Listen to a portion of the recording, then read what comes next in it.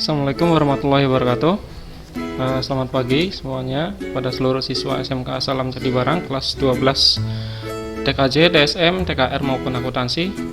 Semoga kita tetap dalam kondisi yang sehat dan tetap bisa menjalani aktivitas seperti biasa. Untuk kali ini materi bahasa Inggris yang akan kita bahas adalah short functional text. Dan tujuan pembelajarannya adalah siswa dapat menjawab beberapa pertanyaan yang terkait dengan isi dokumen bisnis memorandum, iklan, faksimil, serta pengumuman dengan benar. Pertama, kita akan membahas tentang pengertian dari short functional text itu sendiri. Short functional text atau pada saat ini kita akan membahas dokumen business letter.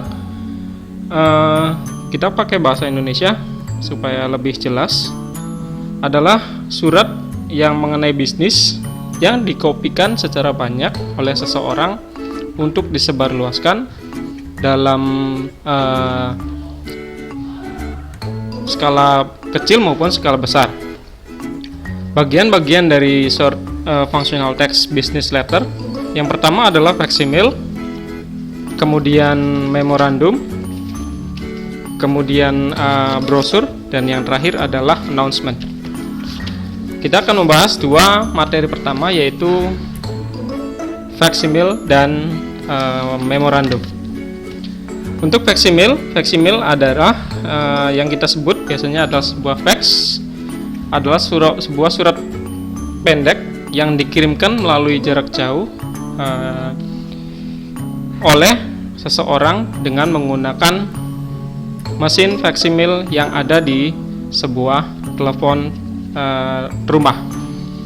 Yang harus ada di faksimil atau fax, yang pertama adalah nama perusahaan karena ini adalah surat bisnis, kemudian inside address atau nama penerima, kemudian sender, pengirim, kemudian konten itu sendiri atau isinya, kemudian penutup, dan yang terakhir adalah nama lengkap dari si pengirim tersebut. Untuk fax kita tidak terlalu banyak menjelaskan karena tidak terlalu umum. Yang kedua adalah memorandum.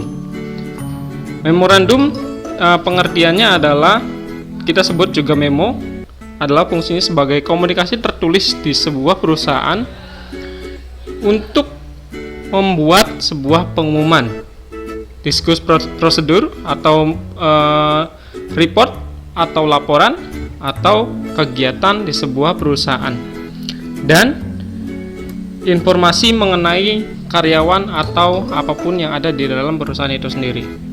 Yang harus ada di dalam memorandum, yang pertama adalah address atau tanggal, sendernya atau pengirim, date, dan biasanya menggunakan formal manner. Yang keempat adalah subjek, dan subjek ini harus singkat, padat, dan jelas karena memo ini tidak menggunakan kata-kata yang terlalu banyak. Contoh dari sebuah memo yang akan kita bahas adalah untuk Jack Johnson from Roman Doe. Date-nya adalah August 3, 2012. Subjeknya adalah marketing material. Isinya adalah each office will shortly be receiving new computer associates bureaus for respect our client giveaways. Please, under no circumstances should marketing giveaway be used internally. Dalam memo ini kita tidak menggunakan kata-kata yang terlalu banyak, dan kata-katanya harus singkat, padat, dan jelas seperti yang tadi ada di bagian-bagian memo, dan ini harus merujuk ke subjeknya itu sendiri, harus jelas. Dan tugasnya berdasarkan memo yang kemarin kita sudah bahas dan sudah diberikan pertanyaan tentang memo. Tugas untuk hari ini adalah kalian membuat memo tentang pertemuan mingguan atau weekly meeting in your class. Terima kasih. Itu saja materi untuk hari ini. Tetap sehat, tetap menggunakan protokol kesehatan. Terima kasih. Wassalamualaikum warahmatullahi wabarakatuh.